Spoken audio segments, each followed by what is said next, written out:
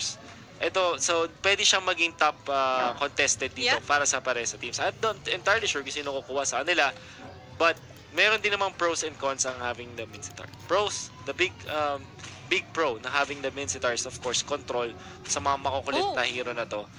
And big con for the Mincetar is medyo mauubusan kayo ng tankiness or ng uptime as a team. I like the Karrie pick din dito. Since ang lineup ng Cignal Ultra is push type din sila no? So, either Atlas, they can secure the late game kahit paano. Yeah. The thing with Karrie, kaya maganda siya sa pick na to. At least for the first 3 picks lang. Kasi naban na yung Claude, which meant na wala ka na talagang palapad sa Karrie. I think that as far as marksmen go, dalawa pa lang yung talagang reliable sa meta. And if one is picked, the other should be picked just because of the fact na kailangan mo siyang tapatan. Tapatan. So Claude being banned out here meant that Karrie will have a good time, but that is dependent on whether or not Cignal Ultra will secure another lockdown for themselves. Like, for example, sinabi natin, Mincetar could be incoming for Cignal Ultra. Digi ang ibaban dito ng Cignal Ultra. Well, sobrang pasok din ng Digi if ever sa Aether Atlas. Kasi talagang poprotektahan mo lang si Karrie dito Tapos siya na bahalang magbigay ng ulam sa inyo. Exactly. So, I think that for Aether Atlas, the next stop is to get a reliable tank dito. They can go for Lolita na lagi na rin na pipili laban sa Kimi. Although I think that Lolita is not the best in terms of having a proactive, pero in terms of defensive, defensive gameplay, sobrang perfect niya. Pasok din. Pasok siya, lalo na kapag meron ka marksman. So I think that Lolita is really top pick here for Aether Atlas. Ooh, Beleric ang kanilang sagot. And Alice as well. So, kadita na sila dito. Kadita ulit. Kaya, iba ng feel dito ng Cignal Ultra with the Kadita. So, si Akay ang magiging tank nila. Exactly. So, do you think it's reliable or enough for the team? I think the idea here for Cignal Ultra is to increase their tempo even more. Kasi parang kung mapapansin mo dito, they won't mag-early game na sila dito. They won't let the Karrie have a breathing space. Kung mapapansin nyo, konti lang yung tank nila kasi isa lang yung tank nila kasi bakit pa nga naman tayo magtatank kung uubusin lang din tayo ng ating mga, kung uubusin lang din ng Karrie yung tankiness natin. I think this is sort of a gamble para sa Cignal Ultra. Could be a support/core Alice, or I think yung Kadita hindi siya pwedeng mag/support Support only. Kailangan na core only siya Core only. And it's actually si D pala pipili dito nung Alice. So pero kasi kung titigan mo, dalawa yung magiging dapat pahirapan nila for Aether Atlas, either the Harith or the Karrie. Yeah, so, definitely. Ano sa tingin mo yung gagawin nila dito sa dalawa? Kasi basically yung kailangan nito space talaga Well, you have the Kadita that can really lane up against the Harith right now. Kaya niyang i-burst yung Harith, kaya niyang pasukin, kaya niyang i-contest early on. So I think that's the main objective here for the for Cignal Ultra, to actually hunt down itong Harith. And then you see the Kimi, I'm not entirely sure kung ano yung napili niya na emblem set, but I think this will be a side lane Kimi, which is sort of dependent on farming and then of course pushing as well. And now makita na natin. Into the game, ladies and gentlemen. Cignal Ultra on the blue side. Yaku for the Leomord, Tets as the Akai, Desenia on the Kadita, Pheww for the Kimi, and D para sa Alice. Aether Atlas naman si Django ating Harith, si Crimzo ang Lolita, Kenji, si Cho, Duel the Beleric, and the Bronze sa kanyang Karrie. And we are indeed seeing itong sa gitna is the Kadita, but one thing that's really important to take note is mukhang yung Leomord ang semi nag-ano dito. Tumutulong dun sa mid sa nag-rotate. I'm not entirely sure what the idea here is, pero medyo hindi ko na-gets kung sinong magiging priority nila dito. Well, the thing with Leomord is hindi mo naman talaga sobrang kailangan ng farm sa kanya. Siguro magsisecure lang ng levels, correct? Sobrang lakas naman ng damage niya when he gets the early level 4. And the fact na tinutulungan niya dito yung Alice at the Kadita allows him to rotate na maganda siya with the emblem set na pinili dito ni Yaku, which is the bounty hunter. So now, you can see a 4-minute level, a 2-minute level for Leomord. Tapos meron ka rin level 4 na Kadita. Nakakatakot sila in terms of team fighting. And I think Aether Atlas should brace themselves for this upcoming rotations coming out of the Kadita. Speaking of rotations, there's the Akai and the Kimi being aggressive on the bottom lane dito. Tingnan natin, but Kenji will spot out the Leomord dito. Sprint agad. Now, that also, because of the 2-man rotation sa top ng dalawang tanks ng Aether Atlas ng playmakers nila, hindi nila napansin. Naiwan nila dito si Harit. Nice peel mula sa Cignal Ultra. As you said earlier, no, there's the Kadita na pwedeng tumapat doon sa Harit. Pero makakuha ng counter kill ang Aether Atlas dito. Yako sort of went greedy doon. Medyo lumabas siya, hindi siya nag-hug ng kanyang tore.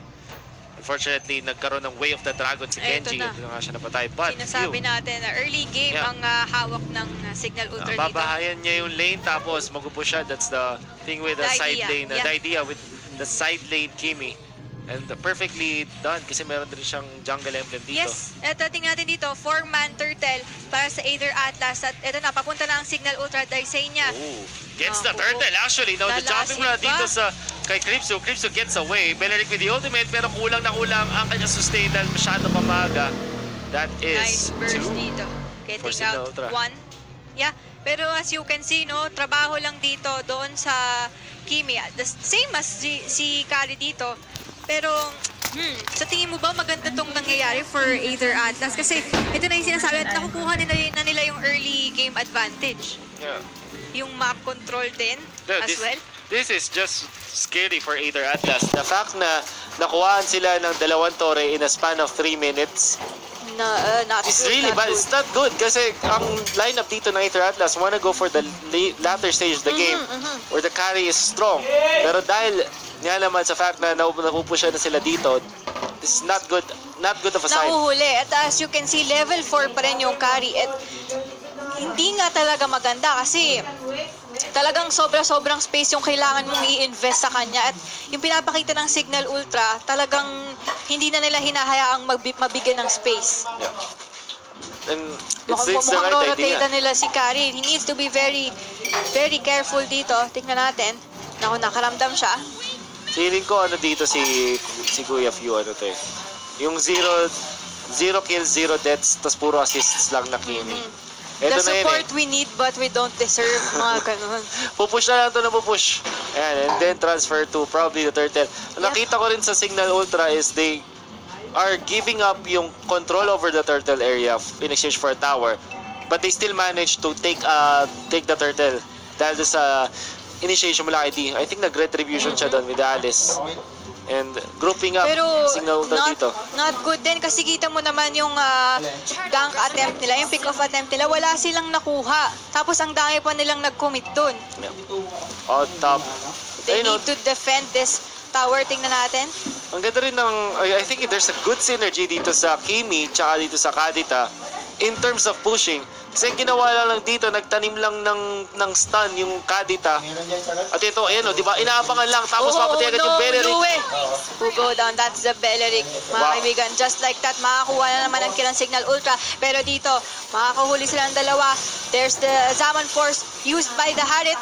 Nahuli pa dito ang Lolita. Pero wala, kulang yung damage pa ng Aether Atlas dito. Pero on the backline, they will spot out Kenji. Pero makakatakbo. Yaku will go for the chase. Kenji, makakatakas pa ata siya dito. Running out for his life. But Yaku, not gonna happen. Hindi ka makakatakbo. Really? I think there was one Jeet Kundo na ginawa niya instead forward or instead na pabalik dun sa kanyang base. Medyo backwards papunta dun sa air ng Leomord. I think that made a difference. I think that he would have escaped. Pero dahil dun sa isang ano na yun, sa paggamit nun. Medyo nakukulangan din ako sa crowd control ng Aether Atlas, no? Wala sila masyadong sisi. Kasi naglolita lang sila dito. Yeah, pero Pheww, ito nang sinasabi natin, makakatakbo na naman dito. Pero, ayun na, kita mo na yung damage ni Kimi. Kimi, ayun o, diba? 0-0-1. Not exactly the most explosive play in the world. Pero at least, pero diba? it gives you the win that you needed. Diba? Nakikita natin. You need what they don't deserve. Tutulak na to ng tutulak. Walang na objectives. Contest the enemy. And katulad ng sinabi kanina, maganda yung parang the double K combination ng Kadita at Kimi. Pag nagpo-push, ang gagawin lang ni Kadita, lalagyan lang niya yan ng pang-stun niya dun sa Torre. Hindi malapit. Tapos yung Kimi, tutulak lang. Yan. Ito, tingnan natin kung very spammable. Nagkakaambahan na sila dito. Very spammable skill. This will be a 4v4 fight. Pero tingnan natin dito, Luwe. Naku po, tingnan natin, hindi nila asimin. He is here. Zaman Force actually activated but for nothing. Yikes. At ito na naman, ang huling outer turret para sa Aether Atlas. 6 minutes objective. in.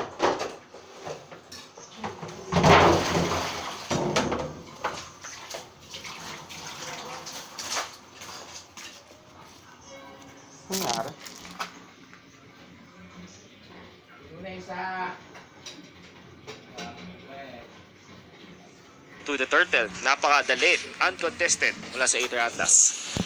And that is indeed the turtle to be slain. Tapos ang gagawin pa nila, i-invade din nila yung jungle ng Aether Atlas. So, ang means lang ng farm nila dito is yung mga papuntang minion. So, tingnan natin, mag-burst down na naman yung Beleric. This is not good. 0-3. Oh man. Now, the push continues para Cignal. Papunta naman dito sa gitna. Oh, talon mula sa Akai. Meron ng Hurricane Dance at nahuli nga yung Karrie dito. Of all the people to be caught, yun pa. Meron pang na-burst dito. That's the Lolita down. Akai will be the sacrifice. Yaku, buhay na buhay. Wala doon sa damage ng Torre. At medyo napasama ang pwesto ni Kuya D. At least nakakuha sila ng konting bawi. Konting bawi. Pero Kenji will spot out. Oh, no. Leomore dito. Oh, nakapita siya. Double kill. Actually get the kill. Pero ito na. Taisenia and Pheww. The double K combination. Oo. The Kadita Kimi combination. Sayang nakakuha ng kill dito si Pheww. 1-0-3. Okay sana yung 0-0 tas puro assist lang. The pushing Kimi. But for now, you saw the turret already taken out by Cignal Ultra inhibitor dun sa may top. And further increasing the lead to 8,000. 8 minutes pa lang, Madam Aki. Ganito nakalaki yung lamang ng Cignal Ultra. At don't forget na nakapag-high ground push na rin sila. So that's a very... mahirap lang sabihin kung meron pa ring chance makabawi ang Aether. Pero bilog ang ML, sabi nga natin, di ba? Easy comeback. Bilog ang Pero speaking of comeback, what are the means, no? What are the factors na pwedeng maka-comeback itong Aether Atlas? Well, now I think the biggest factor that Aether Atlas could play around is yung punish that they could get from Cignal Ultra. Kasi maganda yung kanilang punish potential dito. Zaman Force is there, Lolita with Nomino Blast, pwede pang punish din yan. Pero hindi siya hindi niya maporma masyado yung Zaman Force medyo kulang. Yeah. Kasi ang kinakalaban niya puro mga mobile kasing mobile niya. Oo. Kailangan niyo kasi ng additional, di ba? I think, yes, the Nomino Blast is there, pero ang hirap nila timing. Hindi siya tulad ng Harith plus Minotaur combo, talagang super deadly. And then you also have the Beleric na super defensive type of core. At they have to play around Luwe this time kasi siya yung may ultimate na pwede magsalba ng laban. Pero Hurricane Dance, they will spot out Chango dito. Ayun na nga, Harith. Grabe. Ang priority kill dito ng Cignal Ultra. They will actually get it. At ito na nga, ma-open na ang chance sila to go for the Lord na uncontested pa rin. Yeah, I think hindi kailangan na nila mag-defend Nakakapasok na yung mga minions sa base nila. So, talagang hindi sila makakalaban dito. Has been on point with Akai. Kahit pa sabihin natin isa lang yung mahuli niya, but for the past few clashes, lagi yung important targets yung nga nahuli. Like, if you look back a few minutes before, yung nahuli niya agad yung Karrie. So, the moment na nakita niya yung Karrie, activate agad ng 1,000 pounder, talon na agad, lockdown agad yung core. And now this time, kahit pa solo lang doon sa Harith, it's fine. It's a Harith na kanya nahuli, which really negates the fighting chance for Aether Atlas. So I think that's yung kanyang decision making dito in terms of jumping. Really, Chris, parang hindi mahalaga kung makakuha ka ng 3-man Hurricane Dance, a 4-man Hurricane Dance. Kahit isa lang mahuli mo. Sulit. As long as it's a core, it's sulit na nga. Pero kahit sabi mong Beleric yung makuha nila, sulit pa rin Kasi ito yung nila defensive hero nila. So, kung mamatay si Beleric dito, they don't have the chance para maging safe, pero they will go for the high ground push dito. Yeah, and that is like that. an easy inhibitor. Takedown, parang Cignal. Ultra, tumala na nga dito si D. Wala ang pakialam. Meron naman siya kultuin. Si Kenji, ako muna pa sa mapa. That's a monster kill. Humor goes down, but it doesn't matter dahil paubos na dito ang mga miyembro ng Aether Atlas. It's 2 for 1 and mukhang base. Ay, madudurog na, madam. Wala na. 2-0 for Cignal Ultra against Aether Atlas. Hindi rin namatay si Kimi, no? Ay, si Karrie. Namatay ba siya? Namatay si Karrie, yeah. Karrie was picked off by Cignal Ultra. And that was sort of a fast-paced na laruan. Do you think it's because of the draft? Kaya yeah, definitely. sila natalo din. Oh, you can say that. It's easy to say na dahil sa draft natalo dito. Pero kasi pares naman na teams merong strength and may weakness. The thing with Cignal Ultra is sobrang ganda ng mastery nila sa kanilang lineup. And I said that kasi alam na nila yung win conditions nila. So, the win condition is to dominate the early game, don't stop the tempo, patuloy lang ng pag-apply ng pressure, and patayin yung kalaban. And that's definitely what Cignal Ultra did. Yung Kimi, hindi na pigilan sa pag-push. I think yung 58% of the turret. Parang less than 5 minutes nakakuha na sila ng turret, no? Exactly, yeah. And you have the Leomord na nagkaroon agad ng level 4. You have the Kadita as well. Tsaka yung Alice na maaga nagkaroon ng kanilang mga skills pang team fight.